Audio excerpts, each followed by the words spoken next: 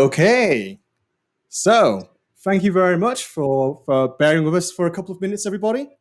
So my name's Mike Fong, and my role here at ObservPoint is as a product marketing manager. As a product marketing manager at ObservPoint, and I'm delighted to be joined today by my friend and longtime ObservPoint customer Craig Ferguson.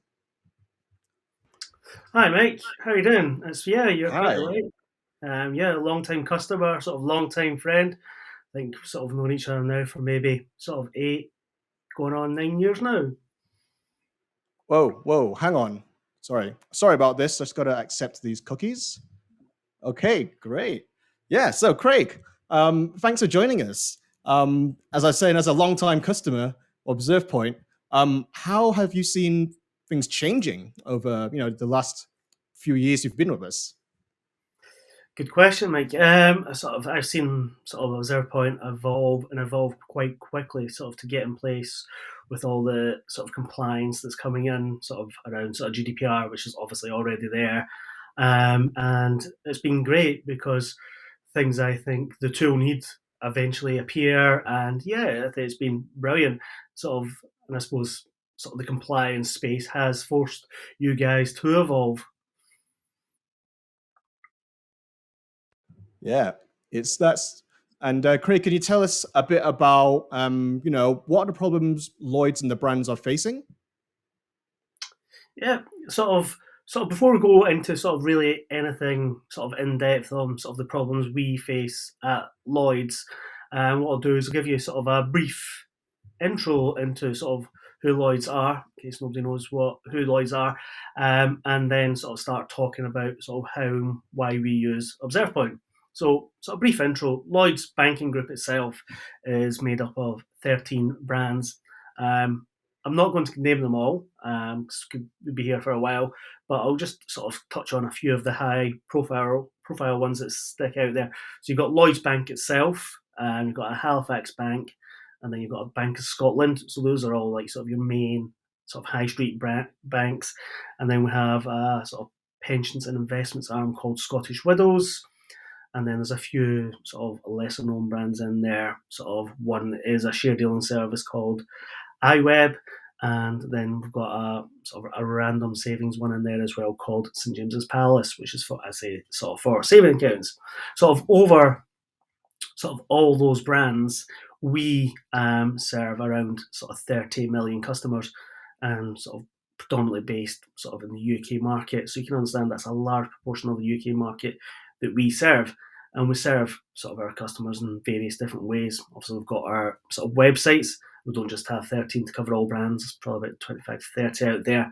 Plus, we have a mobile banking app, which covers our core brands. And then, sort of within the branch network as well, we have tablets that customers can use to do some servicing as well. Sort of from an analytic and sort of compliance perspective, the team that I work in, we predominantly look after sort of that area that I've just covered. So all the websites, the app, and in-branch tablets. Small team, but we get by. Every day is never the same as the last. And as most people say, every day is a school day because we're always learning just to sort of the sheer size of Lloyd's banking group. And Craig, I suppose, given all the various brands, it's not just as you say, a website. So I guess you're basically one team is in charge of a heck of a lot of channels, right? These are the apps, the websites. These are all channels that you've got to manage. Yeah, It's a that big, that it's is a big correct. thing to do. Yeah, spot on there. It is a massive thing to do, and we need to make sure we get it right. And anything that we do sort of deploy over those platforms and channels, that we don't affect the customer experience. We don't give them a negative experience when they're accessing those channels. Just about to touch on sort of how Lloyds Banking Group actually sort of use ObservePoint. So we've been a customer for around 2.5 to 3 years with ObservePoint, and when we first onboarded them, we sort of primarily used ObservPoint just for tech governance and on-site interactions, sort of checking our analytics variables, etc. But sort of round about the same time we were onboarding, we also went through a massive analytics migration. So we're keen to get the tool in there to sort of make sure that when we were migrating our analytics, everything was working as expected. So once that had all settled, we then developed our use cases for ObservPoint. And one of the use cases we have is we have a suite, we have a suite of tests that we do on a QA environment, which then allows us um, to do our release process, which we do on a regular basis. Um, we use the QA stuff. If that all comes back positive, we then do our production testing as well. So that's how we were using the ObservePoint. But obviously, in the last year, ObservePoint have brought out the privacy compliance product. Sort of quick brief on that. That allows us to get a sort of greater understanding on how well sort of our GDPR/cookie compliance is working. Sort of, Mike, is there anything you want to add before I go into the sort of the depths of how we are using privacy compliance? Yeah, no, it's just it's interesting to see, well, to hear about your kind of previous experience using tech governance and how, prior to what I would say was 2018 when GDPR came in, when you were working with this organization, what you see or how you see has kind of the opt-in side of things. Is that basically very, very similar to the tech governance aspect, or would you say there's a bit more to it as well, since you've had to check on the CMP itself as well? So I'd say there's a bit more to it now. It's one thing sort of running a few tests to make sure that sort of if you've opted out of marketing tags aren't firing. So using ObservePoint, we can tell ObservePoint what to do sort of via our audits and some sort of JavaScript, and then that'll come back and give us the information we're looking for. But I'm now going to start talking about sort of the main sort of features and within sort of privacy compliance. First thing I'm going to talk about is what we have done.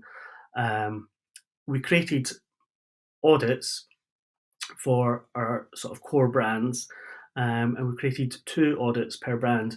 These audits were opt-in and there was a opt-out as well. So first of all, let's talk about opt-in and why we created an opt-in. So essentially, if you're opting in to everything, when you're navigating a site, sort of all manner of tags should fire. So you should see all your marketing and sort of performance-related tags. They should all fire once you've opted in.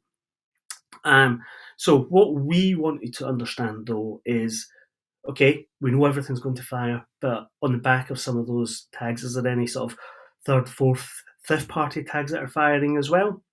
So what we did is we let the audit run a few times without any sort of preferences against it. What this did is this built up a catalogue of data for us, and sort of we did a comparison sort of to what we have deployed in the past, and it pretty much tallied up. So that was the first piece of good news and the first bit of validation that looked right.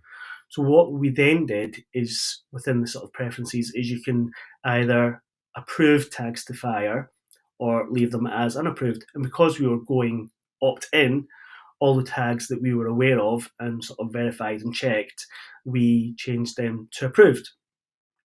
And again, the audits then run on a daily basis, and then we can sort of check to see if there's anything unapproved slipping through into our opt-in audit.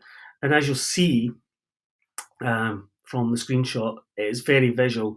So you can see if you have any issues at a glance with how well sort of the data is represented sort of there from ObservePoint. So any questions on our opt-in audits, Mike? No, nothing from me. Just a comment that it's the opt-in audits are they're very parallel to the tech governance use case, but it's How did you have to do anything extra to sort of check that the CMPs themselves were there? Not really. I think sort of, I suppose one of the things we have is we have sort of trust in sort of the data that ObservPoint returns, and we obviously have our internal processes on sort of what's sort of deployed across our estates as well. So we're sort of comfortable at that point. So there wasn't really too much additional work, and actually you let the audits do the legwork for you at the start. You let them run and just build up that data set before you then start applying your sort of consent preferences to them. So just give me 2 seconds, please. So then the next one I'll sort of talk about is the opt-out audit. So if you ever go onto sort of one of the sites within sort of Lloyds banking group, and you're a new visitor, you will be presented with a cookie consent pop-up, and you have a couple of options. And one of the options is to opt out of marketing and performance-related tags. So we created an audit to replicate this. Again, like the opt-in, we allowed the audit to run, build up that catalogue of data, and then we referenced what should be there and set all the tags to either approved or unapproved, depending on whether they fell within sort of marketing performance or sort of functional. And again, once the audit's run, processes all that information, and you get to see at a glance if you've got anything firing that shouldn't be. And you can see from the screenshot there that we are pretty much there. A little bit of work to do, but sometimes Google doesn't play ball, so you can have one or two sort of issues there, but that's Google. We'll not comment on that. The good thing about having these audits and the privacy compliance is it's a set of defined rules, and we have a set of standardized rules across all our brands, because they're all sort of all the tags are sort of deployed for the same place. So across all the brands, it should be sort of very similar on what is firing, what's allowed to fire, and essentially what is not firing as well. And yeah, again, as I say, I like to sort of go back to the visuals and the data. You can see at a quick glance if you have any issues. So that's sort of the main sort of feature of privacy compliance, is setting up your consent preferences to test whether you're sort of, well, from my point of view, our GDPR controls are working and the cookie consents are working based on sort of tag firing. So, but within the compliance module itself, it's not all just about cookie consents and sort of GDPR controls. Sort of there is a few other tools that we find sort of very useful within Lloyds. And one of them is third-party management. And what I mean by this is sort of domains that are firing across sort of your web estate. So as a business, we are thinking of deploying a content security policy across our public-facing pages. Sort of a wee brief on sort of a content security policy. It's just a standard, computer standard, security standard, sort of introduced to prevent sort of cross-site scripting, sort of clickjacking and things like that. And what privacy allows us to see is all the domains that are firing across our network stack, and it's not just sort of our MarTech. There's analytics, there's VOC, there's a whole list of things in there. I could be just here all day naming everything that's within that list.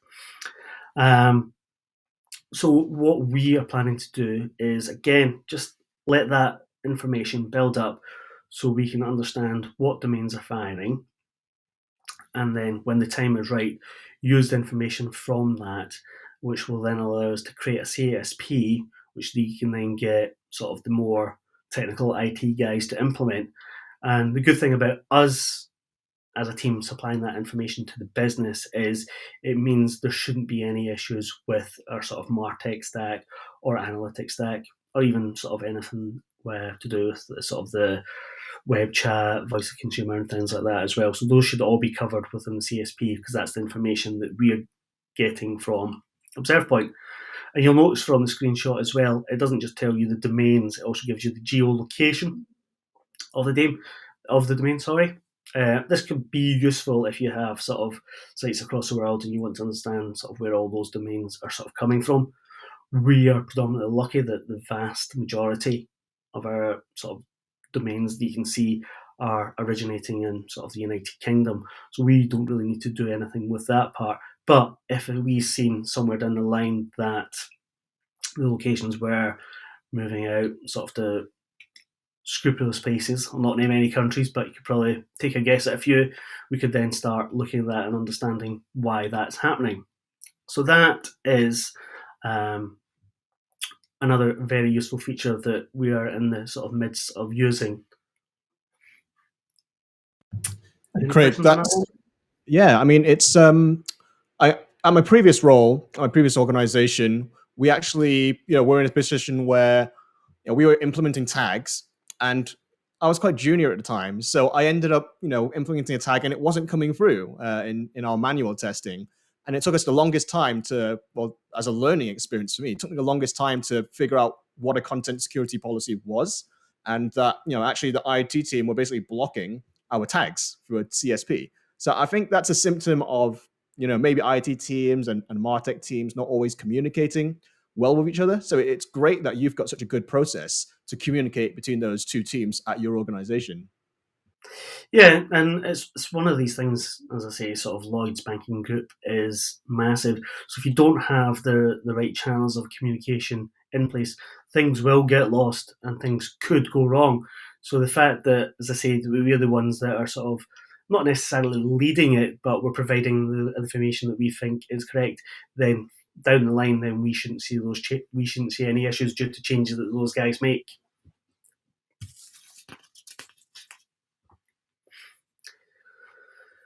Cool. And then there's one other bit of functionality sort of within sort of the privacy compliance section that I would sort of like to sort of talk about. And this sort of relates to third-party sort of JavaScript. As you'll know, sort of most websites, there's some form of JavaScript on there, sort of deploying sort of web chat, sort of pop-up banners or pop-up questionnaires and things like that.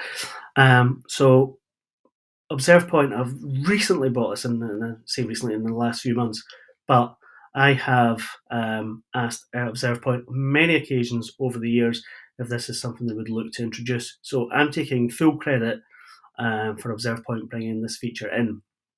And this feature is, again, it's when you're auditing your site, it'll look for all the third-party JavaScript that's on there, and it will monitor the files. It will look for sort of last update, date, file size, sort of where the file's been loaded from as well. So this is really, really useful if you're not hosting the third-party JavaScript yourself. So if you're relying on that third party to sort of deploy that JavaScript, you're susceptible to them making changes, and then they've got to communicate that to you. But if they don't communicate that to you, that they've made a change, you could end up with issues on your site, be it by sort of browser compatibility. They could be doing something really, really erroneous, like stealing sort of data, could potentially happen as well. But you'll see from the screenshot that we have there, you'll see sort of the file name, sort of where it's coming from, whether it's a first or third party, and then it tells you if there's any changes, and it lists file sizes. We sort of at Lloyds are pretty lucky that we deploy a lot of third-party stuff rather than relying on the third-party deploying it themselves. So this is something that we're still building up our use cases for, but as I say, it's something I've asked for many times in the past, and I'm sure everyone will find this extremely useful going forwards.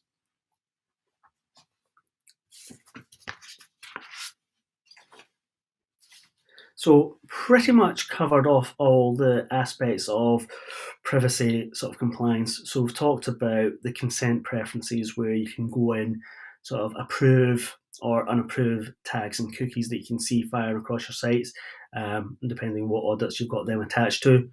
We have talked about sort of your request domains and how you can use that information sort of to create CSPs. And then also, finally, we've just mentioned sort of the third-party JavaScript monitoring as well. So at Lloyds, we see sort of many benefits of sort of using ObservPoint, sort of at a high level. Sort of the benefits I see anyway from the tool are sort of confidence, sort of investigate, inform, sort of change and update. Let me give you a bit more information on each of those ones. Sort of confidence. We sort of as a team, we trust the solution that ObservePoint are providing us. We trust the data that it brings back to us. Sort of, and by that I mean we can see at a glance whether the controls we have in place are actually working with that data that is returned. What this does is that it gives us confidence that our controls are working, but it also gives confidence to the wider business that the work that we're doing is correct and we're not hampering sort of the customer in any way. So, and then the next benefit is investigate.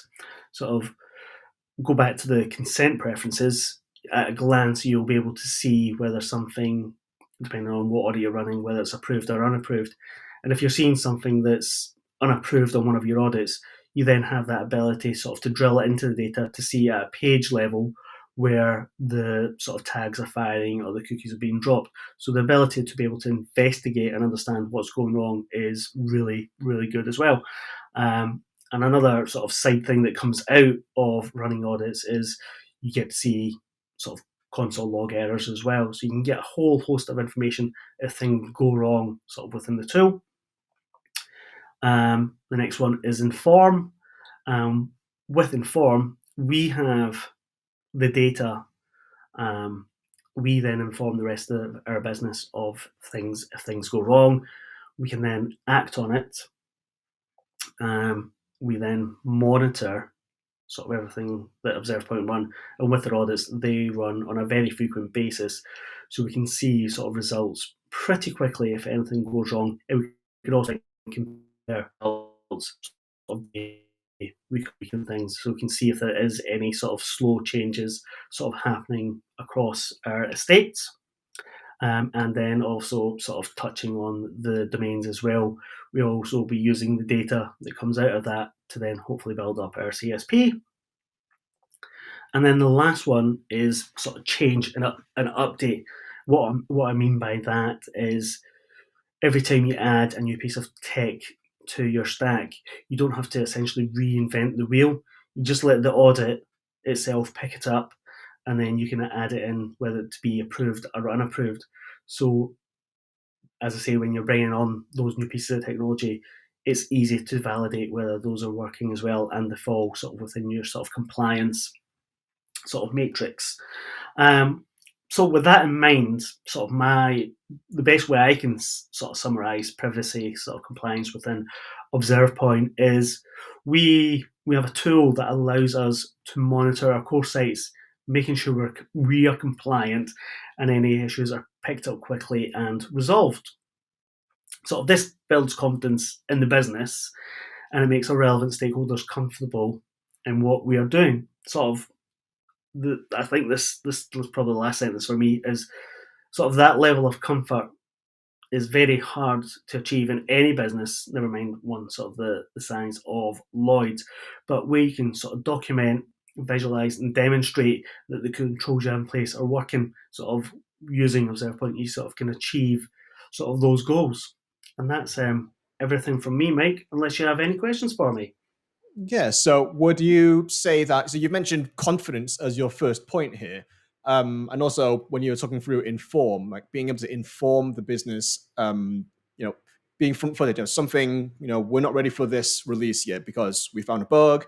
Would you say that this has allowed your organization to take the data-driven aspect of the business to the next level? Because many businesses struggle with trusting the data.